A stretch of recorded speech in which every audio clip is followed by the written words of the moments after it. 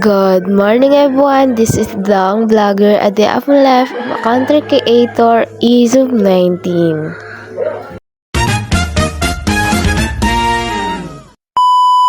So, for today's videos guys, nagugutom nga ako and wala kaming ulam. So, bumili ako ng pancit canton.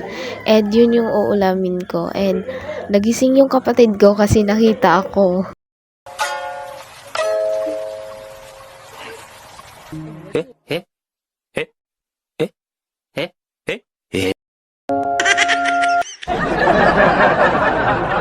So, ayun nga guys, habang nakatalikod pala ako, kinukuha na ng kapatid ko yung pancit canton na wala pang sauce. So, ayun nga guys, nakita ko siya and hawak-hawak niya dalawang kamay niya. And pinakita niya pa sa akin.